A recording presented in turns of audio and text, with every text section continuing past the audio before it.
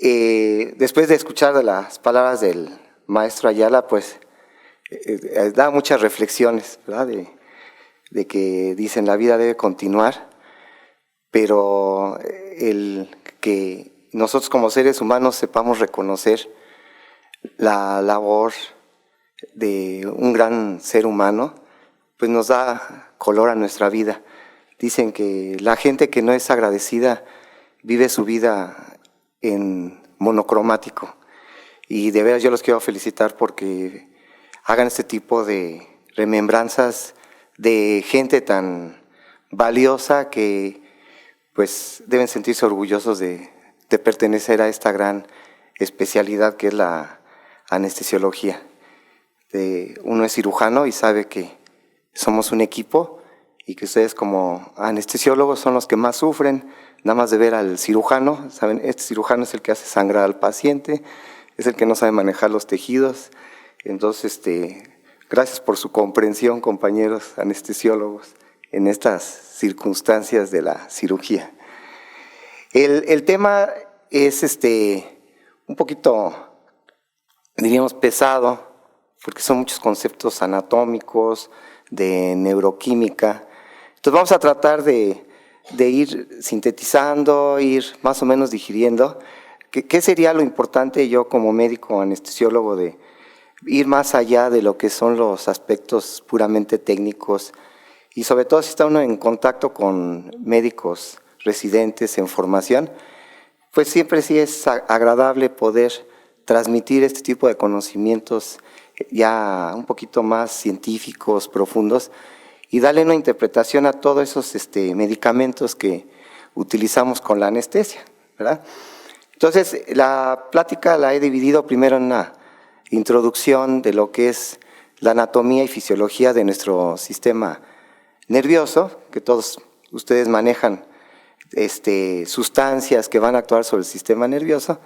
Entonces, yo pienso que va a ser sencillo todo este recordatorio y posteriormente, como decía el doctor Julio César Soto, hablar sobre las bases del estado de conciencia y de la hipnosis, de la amnesia que se presenta cuando se dan cada uno de estos medicamentos. Aquí tenemos algunos datos de introducción que les comentaba del peso de nuestro cerebro, 1350 gramos. ¿Sí? Yo les digo a mis alumnos que me acuerdo de que mi madre, que en paz descansa, me mandaba por las tortillas y me mandaba por 1,5 kilos, porque éramos 8 hermanos, pues entonces yo digo, me mandaba por un encéfalo, ¿no? Un poquito menos que un encéfalo. Vemos que ya a los 90 años pues pierde uno el 90%, sabemos que pesa un poquito más en el hombre que la mujer, pero pues sabemos que la mujer es más inteligente que el hombre, no hay discusión, ¿verdad? Y que también el niño recién nacido pues tiene más cerebro que el adulto, ¿verdad? Mientras que el adulto tiene un 2% del cerebro, el niño tiene 10% de cerebro, ¿sí? Lo que decíamos que un poquito menos pesado en las mujeres. Y aquí vemos la proporción de peso corporal y encéfalo. Vemos que en los antropoides es de 1 a 200, en la foca de 1 a 80, y el delfín es igual que el ser humano, 1 a 50. Entonces es interesante cómo el delfín anatómicamente tiene un sistema nervioso idéntico al nuestro y que la proporción de su peso corporal del delfín y el peso de su encéfalo es igual que nosotros, que es de 1 a 50.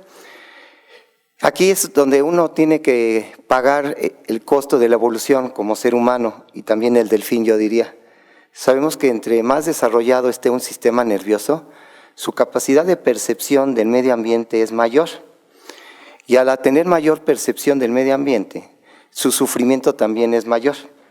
Quiere decir que esos delfines que son cazados y martirizados sufren igual que un ser humano por las estructuras de su sistema nervioso. Entonces, dice uno que efectivamente, ¿cuáles son los individuos que más sufren en este mundo por el desarrollo del sistema nervioso? Sería pues el delfín y nosotros como seres humanos. Aquí tenemos el crecimiento del encéfalo del recién nacido, más o menos 350 gramos, y cómo al año de edad propiamente ya llega a los 950 gramos. Quiere decir que en el primer año de vida nuestro encéfalo triplica su peso.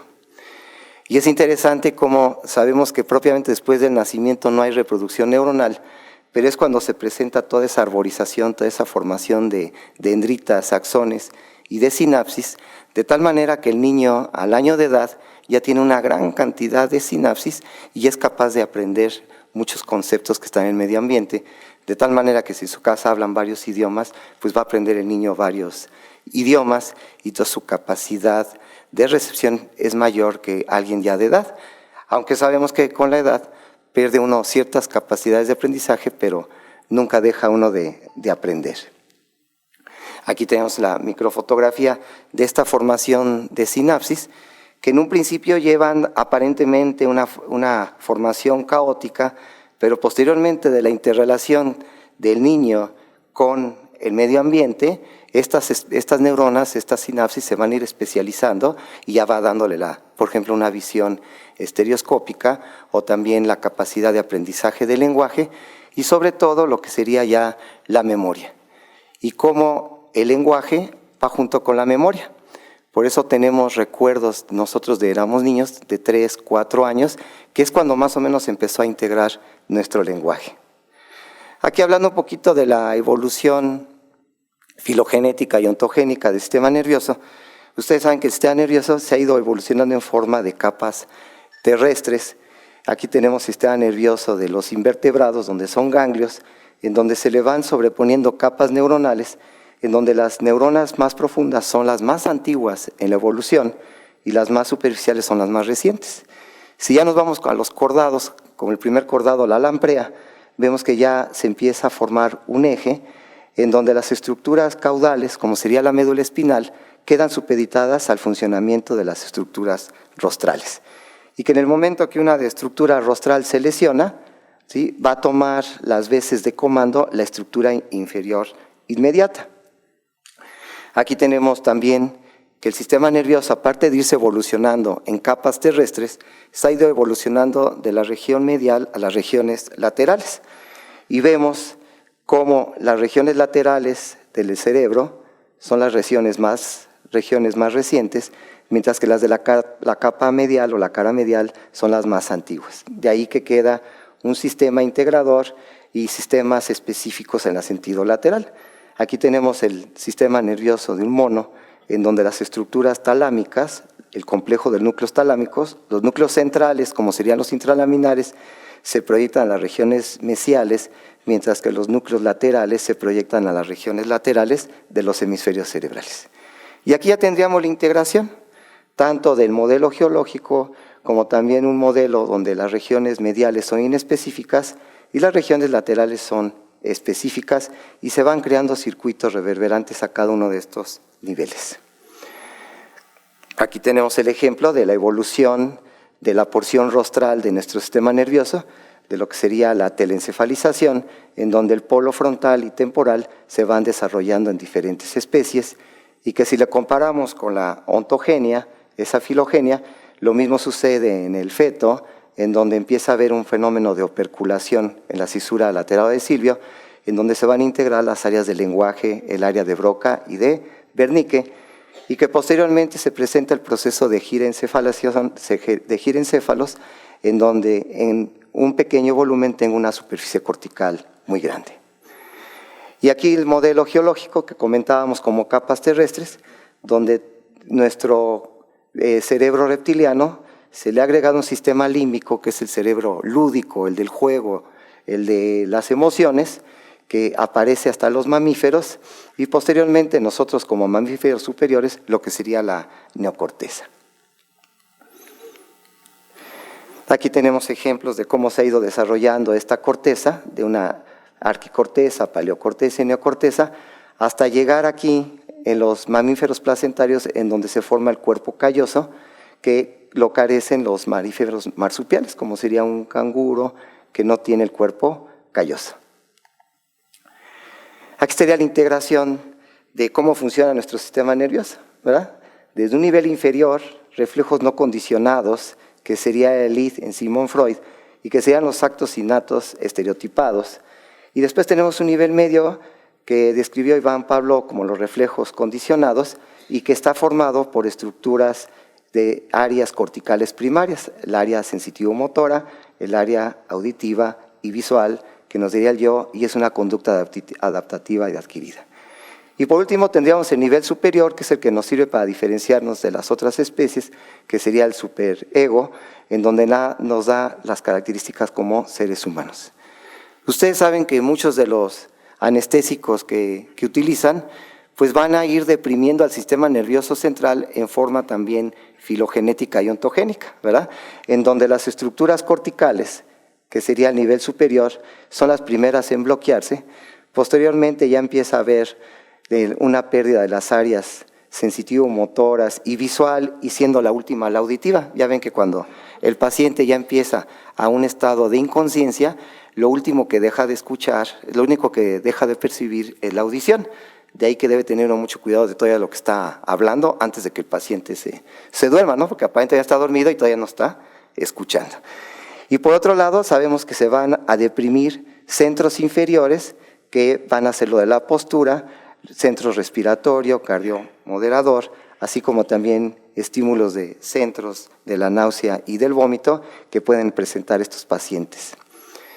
Aquí tenemos la integración muy simple del funcionamiento del sistema nervioso, aferencias estereoceptivas, ¿verdad? La audición, la visión, la olfacción, propioceptivas, que sería la sensación de posición, movimiento de nuestras extremidades, interoceptivas, que sería la información visceral, y que va a entrar a nuestro eje encéfalo-medular, que se va a integrar en estos 4 niveles. El nivel reflejo, ¿sí? En donde entra luz y se presenta el reflejo fotomotor, un reflejo instintivo, que sería como el de la alimentación, el de la lucha, el de la huida, el nivel emocional, que se integra, ¿sí? Junto con el instinto, y el nivel que nos va a diferenciar, que sería el nivel intelectual.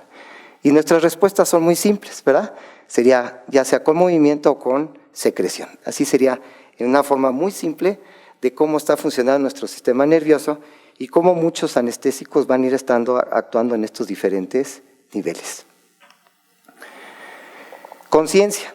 Ahí vemos la definición de conciencia en forma muy general, darse cuenta de sí mismo, ¿verdad? De lo que sucede en el medio ambiente, responder en forma adecuada a estímulos externos e internos y recordar los hechos que acaban de suceder. Y aquí viene lo interesante de nosotros como seres humanos. Ahorita podemos estar aquí sentados, parados en el auditorio, y aunque estamos presentes en cuerpo presente, nuestra mente puede estar pensando en otras cosas, ¿verdad? Y puede estar pensando en lo que hice ayer o lo que hice la semana pasada, y también estar pensando lo que voy a hacer saliendo de aquí o qué voy a hacer mañana, ¿verdad? Esto nos los permite mucho de nuestra capacidad de abstracción que nos da la evolución del lenguaje, muy distinto a lo que sucede con otras especies, como sería un perrito. El perrito, si está conmigo, está plenamente conmigo, no está pensando qué hizo ayer ni qué va a hacer al rato, ¿verdad? Entonces su capacidad de cerebral, de modular, solamente le permite el vivir el aquí y el ahora. Y nosotros como seres humanos tenemos esa capacidad de abstraernos y aparentemente estar presentes aquí, pero nuestra mente en otro lado. Es cuando dice uno que verdaderamente qué tan consciente estoy de lo que está sucediendo en mi medio ambiente, ¿verdad? Y uno lo ve con los alumnos, que a veces parecen pescados de Jamaica o de la viga, que están con los ojos abiertos, pero están muertos en realidad, ¿verdad? O sea, nada más les pregunta uno qué acabo de decir y el alumno estaba con los ojos abiertos, pero en realidad no estaba consciente de lo que estaba sucediendo en ese momento, ¿sí? Entonces, vamos a observar que los componentes de la conciencia, aquí los tenemos, que sería el estado de despierto y el contenido del pensamiento. Ustedes saben que muchos pacientes están despiertos, están en estado de vigilia, están alertas, aparentemente atentos, pero en realidad, ¿sí? Observamos que cuando exploramos lo que es el contenido del pensamiento, que son las funciones cerebrales superiores, vemos que esos pacientes tienen trastornos de sus funciones cerebrales superiores, que es muy característico, por ejemplo, de los pacientes afásicos. Por ahí tendríamos una cara lateral de nuestro hemisferio cerebral, ¿sí? Con el frontal, el parietal, el occipital, el temporal, y aquí las áreas del lenguaje en la operculación, y aquí el cerebelo. Y vamos viendo más o menos las funciones de cada una de estas zonas, ¿sí? El frontal, movimiento, estado de ánimo, lo que es la conducta, la intención y la atención, ya que la intención es un estado mental en el cual yo me preparo para responder a un estímulo. ¿A qué estímulo? Al que venga. Y posteriormente ya viene la atención, que es cuando yo en realidad ya pongo toda mi capacidad intelectual para ese estímulo específico. Es lo que sé con muchos alumnos, ¿verdad? Entran con muy buenas intenciones a la clase, a escuchar lo que venga, y ya no ponen nada de atención porque se quedan dormidos a la mitad de la clase, ¿verdad? Nos da la capacidad de juicio, de autocrítica, y el lóbulo parietal, pues sabemos que es el que nos va a dar todo lo que sería la sensibilidad general, la topognosia, la somatognosia, el occipital, la visión, con la capacidad visoespacial, así como el reconocimiento de rostros. Y el lóbulo temporal, que es el lóbulo epileptógeno, la audición, la olfacción, las emociones y la memoria a hechos recientes, ya ven en la región la sustancia hipocampal, en la cara medial del lóbulo temporal. Y el cerebelo pues, sería el equilibrio y lo que sería el tono muscular y la coordinación. Si nos vamos a la cara medial, tendríamos aquí la corteza cerebral girencefálica, el cuerpo calloso que decíamos que se desarrolla a partir de los mamíferos placentarios, el tálamo, ¿sí? El hipotálamo, el cerebelo y nuestro tronco cerebral, ¿verdad? El mesencéfalo, el puente y la médula oblongada o el bulbo raquídeo. Y en esta cara medial podemos ir sintetizando más o menos cuáles serían las funciones de cada una de estas áreas, así, estos complejos nucleares muy voluminosos. Tenemos el tálamo, un centro integrador, sensitivo motor, que se proyecta a la corteza y a su vez recibe proyecciones corticales, ¿verdad? Que son las fibras tálamo-corticales y corticotalámicas, que ustedes saben que son glutaminérgicas. Entonces se libera gran cantidad de glutamato con los receptores N-metildeaspartato, los NMDA, y ustedes saben que aquí van a actuar gran cantidad de anestésicos. El otro gran neurotransmisor en donde va a actuar los anestésicos sería el GABA como un neurotransmisor inhibitorio, mientras que el glutamato como un neurotransmisor excitatorio. Entonces, muchas de esas sustancias van a actuar en estas proyecciones talamo-corticales y corticotalámicas. El hipotálamo como un centro nervioso vegetativo que controla nuestra homeostasis interna, mucho que ver con la temperatura, ahí estaría sobre todo en la región anterior, que sirve para liberar calor, y la región posterolateral del hipotálamo sirve para conservar calor. Ya ustedes saben que cuando hay trastornos de la región anterior, ahí en el órgano vasculoso de la lámina terminal, que estaría aquí en este sitio, la lámina terminal, es donde se va a regular la temperatura. También el control visceral, así como también función endocrina por el sistema porte hipotálamo hipofisario y por las hormonas antidiurética y vasopresina. El mesencéfalo, porción más rostral del tronco cerebral, que va a regular parte de lo que sería el estado de despierto, los reflejos pupilares, el fotomotor, el de acomodación y el consensual, así como también los movimientos oculares verticales. Y el puente, postura a través de las vías, ¿sí?, retículoespinales, así como también reflejo corneal, los óculos cefálicos y los óculovestibulares, así como los movimientos oculares, pero ahora en sentido horizontal. Y el bulbo raquídeo, pues los reflejos, ¿sí?, de deglución, tosígeno, nauseoso, así como los centros respiratorios y vasomotor y cardiovascular. Entonces, ustedes ya saben mejor que yo cómo cada uno de estos anestésicos van a ir actuando a diferentes niveles y ustedes ya van viendo sus planos anestésicos, ¿verdad? Y ya de acuerdo a ese plano anestésico van viendo cómo van alterándose las pupilas con miosis, midriasis y después pupilas paralíticas, quiere decir que ya voy en un plano anestésico mucho más profundo. Lo mismo va sucediendo, ¿verdad?, con los reflejos palpebral, el reflejo corneal, así ya como también los reflejos en la médula oblongada, así como también una depresión respiratoria y la depresión cardiovascular. Si hablamos del estado de despierto, pues tendríamos aquí nuestra formación reticular activadora ascendente. ¿Dónde se encuentra esta formación reticular activadora ascendente? Se va a encontrar aquí en la unión ponto-mesencefálica. En esta unión ponto-mesencefálica se va a proyectar a través del tracto tegmental central, se van a proyectar a lo que sería el tálamo, a los núcleos intralaminares, que son los más antiguos, que a su vez estos se proyectan a toda la corteza cerebral, aunque también hay fibras de esta formación reticular activadora ascendente que se van a proyectar directamente a toda la corteza cerebral, que son sobre todo las sustancias noradrenérgicas. Y entonces podríamos ir viendo en este esquema, en una vista lateral del tronco cerebral, este sistema reticular activador ascendente, entonces se va a encontrar exactamente en esta unión ponto-mesencefálica y que se va a proyectar a través del tracto tegmental central al diencéfalo, donde estaría el tálamo, el hipotálamo. Entonces se proyecta al diencéfalo, tálamo, hipotálamo, y de ahí se va a proyectar a toda la corteza cerebral. Y si hacemos un corte transversal de esta unión ponto-mesencefálica, tendríamos aquí los tres principales núcleos que forman el sistema reticular activador ascendente, que sería el locus ceruleus, que es noradrenérgico, el núcleo pedúnculo pontino, que es colinérgico, y el núcleo central reticular oral pontino, que es de glutamato. Y entonces aquí tendríamos la proyección del locus ceruleus, que es el único núcleo de esta formación reticular que tiene proyección directa a la corteza sin necesidad de hacer conexión en el diencéfalo. Y por otro lado tendríamos el núcleo pedúnculo pontino, que es colinérgico, que sí se tiene que proyectar al tálamo, y de ahí también el reticular central oral al tálamo y posteriormente a la corteza cerebral. De esta activación de la formación reticular activadora ascendente va a resultar, si colocamos nosotros electrodos de superficie, el electroencefalograma, que ustedes ya también lo utilizan muchas veces como un monitoreo para ver la sedación, sobre todo profunda, en sus pacientes, y ya ven, puede haber a través de ese monitoreo y un histograma electroencefalográfico biespectral, puedo ir sabiendo más o menos el grado de profundidad de sedación que tiene mi paciente. Y entonces sabemos que en condiciones normales, un sujeto que está despierto, con los ojos cerrados y relajado, va a tener este ritmo alfa, ¿verdad?, de 8 a 12 Hz.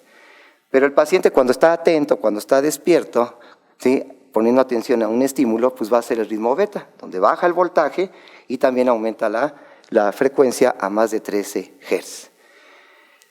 Posteriormente, si el sujeto empieza a quedarse somnoliento, ¿sí?, empieza a soñar en tetas, ¿verdad? Es decir, cuando vean a un compañero a un lado y está soñando, está dormido, nos da envidia porque está soñando en tetas, porque tiene las ondas teta, ¿verdad?, que son de 3 a 7 Hz. Entonces, los que están dormidos ahorita los envidio porque están soñando en tetas. Y vemos que también puede haber el ritmo delta, que puede ser normales en niños lactantes menores de 6 años, puede ser normales en algunas fases del sueño, pero muchas veces se consideran patológico, que me habla de una pérdida neuronal muy importante, que es de menos de 3 Hz. Sabemos que dentro del episodio del sueño, tenemos un sueño superficial, un sueño profundo, y dentro del sueño profundo se presentan las fases MOR o la fase REM, ¿verdad?, en donde se presenta un ritmo paradójico, en donde el paciente está dormido plenamente y de repente empieza a tener un ritmo beta como si estuviera despierto. Y es el momento donde presenta las ensoñaciones y es donde se va a sincronizar el lóbulo temporal y se desincroniza el resto de la corteza cerebral, y a nivel del lóbulo temporal es donde se inicia lo que sería ya propiamente el fortalecimiento o la consolidación de la memoria. De ahí tan importante las fases MOR durante el sueño. Si hablamos de neurotransmisores, bueno, son bastantes neurotransmisores, ¿sí?, pero es interesante ver cómo el sistema nervioso central es un centro que produce una gran cantidad de sustancias. Probablemente funciona como una glándula, ¿verdad?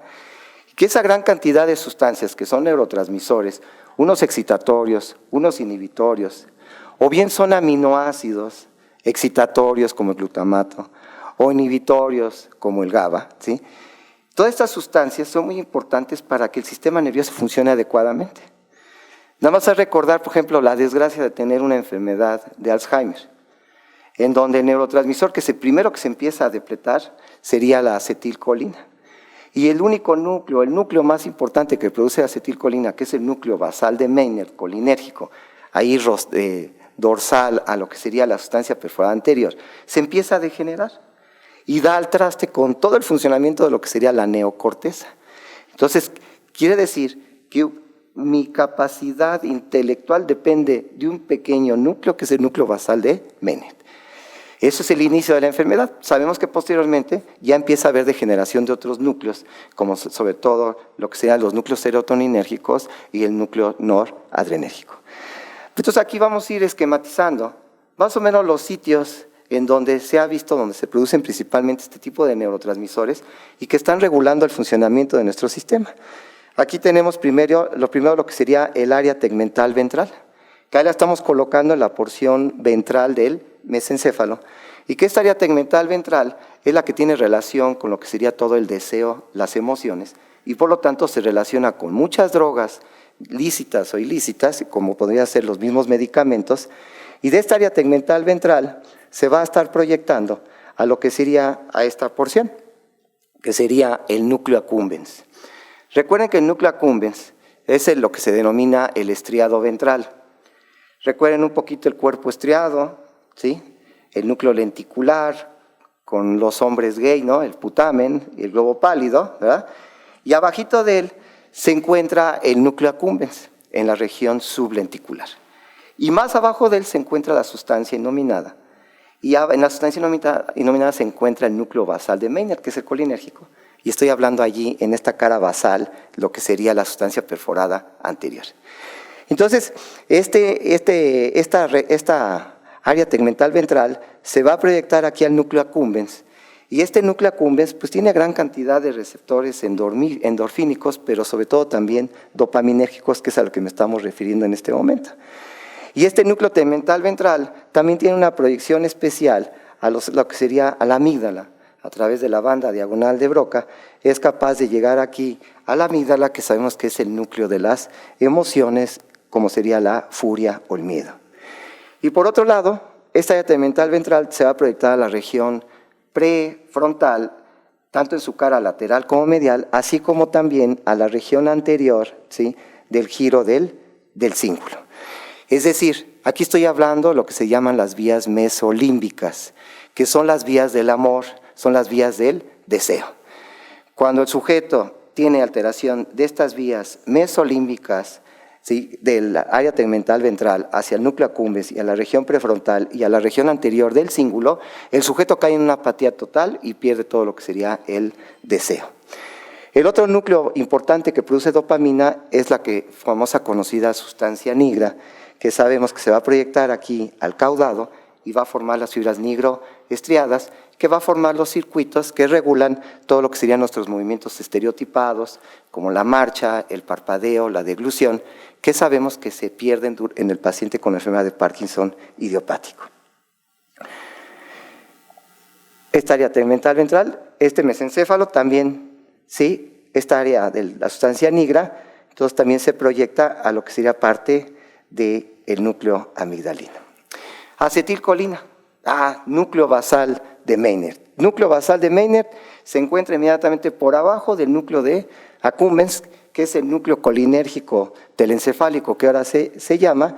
Este núcleo de Maynard se va a proyectar a las regiones prefrontales y de ahí se va a proyectar también a toda la corteza cerebral. De ahí todas estas sinapsis colinérgicas que son los que nos dan la capacidad cognitiva a nosotros como seres humanos. A través de este tracto que es el fornix, que forma parte del sistema límbico, ¿sí?, este núcleo basal se va a conectar con el hipocampo, por lo tanto tiene que ver también con los mecanismos de memoria, sobre todo a hechos recientes. Y por otro lado también existen circuitos intracorticales, ¿sí?, de acetilcolina en toda la corteza cerebral. Y aquí tendríamos otro núcleo colinérgico, que era el que veíamos hace rato, que es el núcleo pedúnculo pontino, que formaba parte de la formación reticular activadora ascendente y que tiene la característica de proyectarse hacia la médula espinal, formando también lo que sería parte de lo que serían las vías parasimpáticas, como sería del nervio vago. Noradrenalina. Si hablo de noradrenalina, inmediatamente a mi mente viene el locus ceruleus. Y este locus ceruleus localizado exactamente en donde decíamos nace la formación reticular activadora ascendente, en la unión ponto-mesencefálica, y que decíamos que es el único de la área del núcleo de la formación reticular activadora ascendente que se proyecta directamente a toda la corteza cerebral y también se va a proyectar al hipocampo y es importante para procesos de memoria. Esto es lo que rige mucho de nuestra capacidad de angustia. La angustia sabemos que es un mecanismo de defensa normal que tenemos, en donde si nos dicen, te vamos a hacer ahorita una evaluación, inmediatamente me angustia. Y esa angustia es un mecanismo que hace que active mi sistema nervioso, se active la sustancia, el locus coeruleus, se active mi hipocampo por sus receptores, ¿sí? Sobre todo beta, y entonces aumenta mi capacidad de aprendizaje, ¿verdad? ¿Qué es lo que sucede cuando la angustia no la puedo yo, ¿sí?, regular?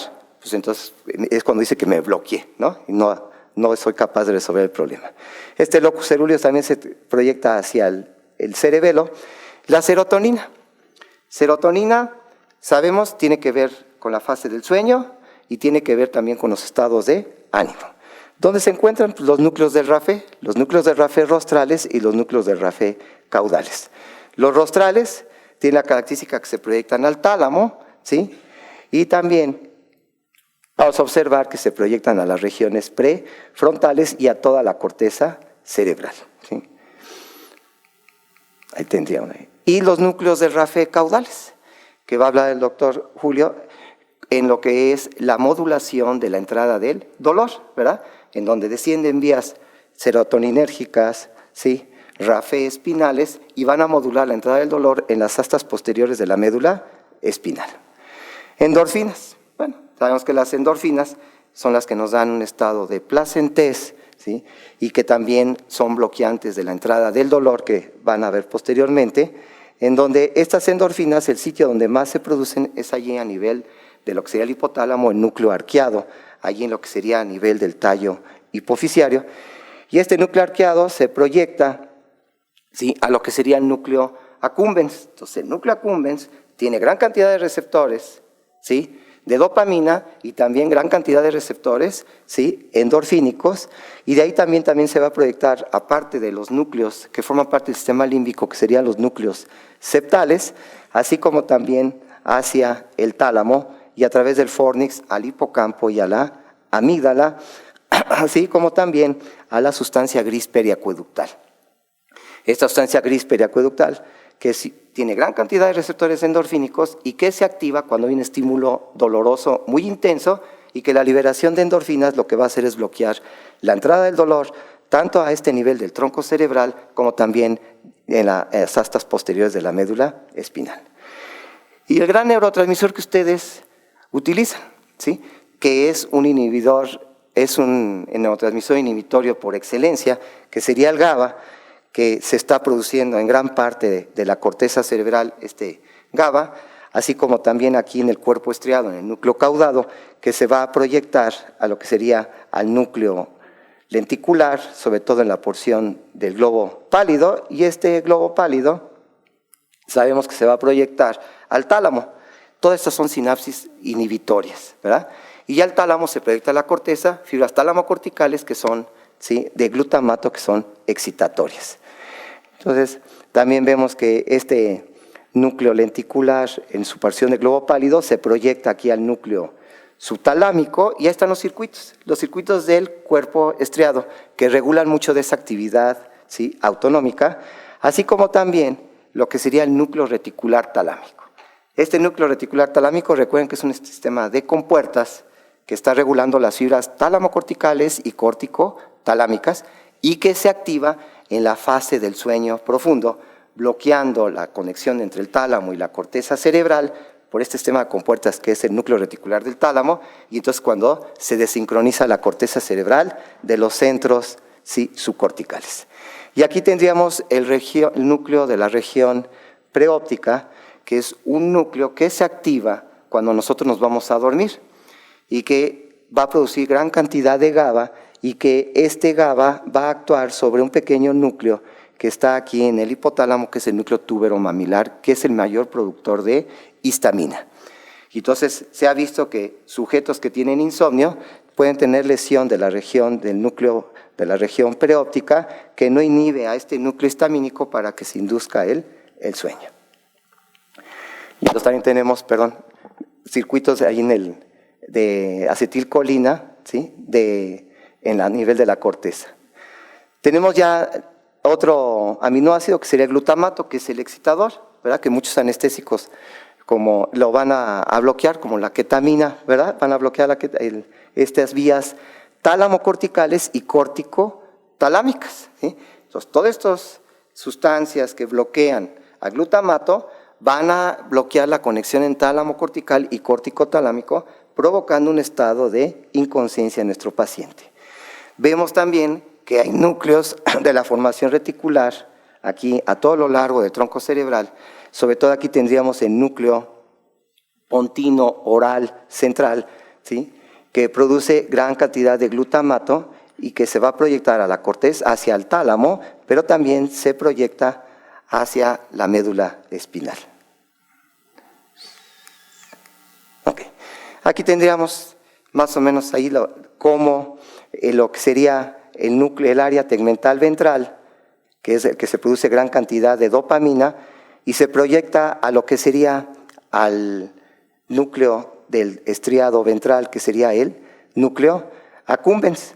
Y aquí gran cantidad de interneuronas, ¿sí?, de opioides, así como de GABA, ¿sí?, en donde van a actuar gran cantidad de los anestésicos que se utilizan. Y por otro lado, esta área tegmental ventral proyectándose a la región prefrontal con transmisión de glutamato.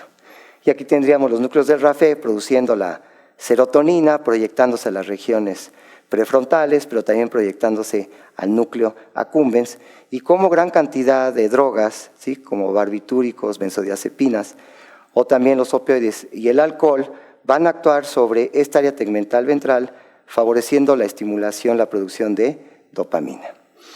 Y ya ven la forma como pueden actuar estos neurotransmisores, puede ser en forma de los canales iónicos, o bien a través de un segundo mensajero en la proteína G. Para terminar, tendríamos aquí las estructuras relacionadas con el estado de despierto. Decíamos que son tres: locus coeruleus, el núcleo pedúnculo pontino y lo que sería el núcleo reticular central oral pontino. Y entonces el locus coeruleus se va a proyectar aquí la unión, estamos en un corte transversal en la unión ponto-mesencefálica, y es el único núcleo que se va a proyectar directamente a toda la corteza cerebral, y es un núcleo noradrenérgico que va a aumentar nuestra capacidad de atención, de concentración, así como también nuestra capacidad de memoria. El núcleo central, ¿sí?, del reticular oral, que es pontino, este núcleo tiene la característica que se va a proyectar al tálamo. ¿A qué núcleos del tálamo? Los más antiguos, que son los núcleos intralaminares, que son los que reciben la formación reticular activadora ascendente, y que posteriormente se va a proyectar de los núcleos intralaminares, se va a proyectar a toda la corteza cerebral para dar el estado de despierto.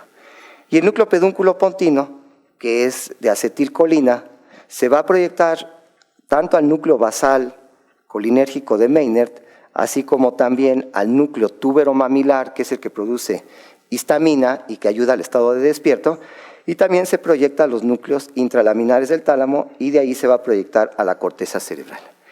Y el núcleo tuberomamilar, que es el que produce histamina, tiene la característica que se va a estimular a todos los núcleos del tálamo y también va a estimular a toda la corteza cerebral. Quiere decir que mi estado de despierto depende principalmente de qué sustancias neuroquímicas: de noradrenalina, de glutamato, de acetilcolina y de histamina, ¿verdad? Y que todo esto formaría el tracto tegmental central. Entonces, y aquí es donde van a actuar gran cantidad de las sustancias que funcionan como anestésicos. Ahora, no podemos hablar del estado de conciencia sin también hablar del sueño, porque sabemos que muchas de esas estructuras que acabamos de ver también se activan durante el sueño. La única que no se activa es el locus coeruleus, que sería el núcleo noradrenérgico. El núcleo noradrenérgico se encuentra inactivo tanto en el sueño profundo como en la fase MOR del sueño. En cambio, el núcleo colinérgico, ¿sí?, se ve, el núcleo pedúnculo pontino, activo en el estado de despierto, ¿sí?, está menos activo en el estado de sueño profundo y se activa en el estado de sueño de la fase REM. Y lo mismo sucede con este núcleo pontino central oral de glutamato, que se encuentra activo propiamente tanto en el estado de despierto como en el sueño profundo, como también en la fase MOR del sueño. Y entonces vamos aquí ir representando, en donde tendríamos primero los núcleos del RAFE, Y estos núcleos del RAFE son los que producen serotonina y están muy activos en la fase del sueño profundo y se ve que disminuye un poco su acción en la fase MOR del sueño. Al disminuir su acción en la fase MOR del sueño, este neurotransmisor inhibitorio, como es la serotonina, es cuando se presenta la liberación para los movimientos oculares, que son siempre horizontales, porque son los núcleos de RAFE que están pegaditos a la formación reticular paramediana pontina, que es el centro de la mirada horizontal. Y los núcleos de RAFE se van a proyectar entonces a lo que sería al tálamo y también se van a proyectar a toda la corteza cerebral y son de tipo inhibitorio. Después, decíamos, en el sueño también se activa el núcleo pedúnculo pontino que estaba activado en la fase también del estado de despierto. Y entonces este núcleo pedúnculo pontino que produce acetilcolina se va a hacer conexión con este pequeño núcleo que está lateral al tálamo, que es el núcleo reticular talámico. Que decíamos que este núcleo reticular talámico es el que funciona como un sistema de compuertas, que cuando se activa bloquea las conexiones tálamo-corticales y córtico-talámicas.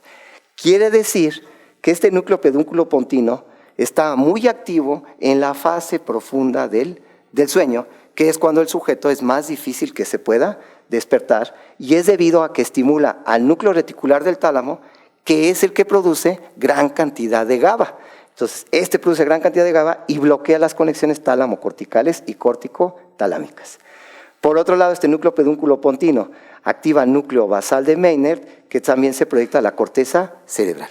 Entonces, es interesante cómo mi acetilcolina está siendo activa cuando yo estoy despierto, pero también cuando estoy dormido, para que se presente, ¿sí?, la consolidación de todos los mecanismos de memoria de lo que viví durante ese día.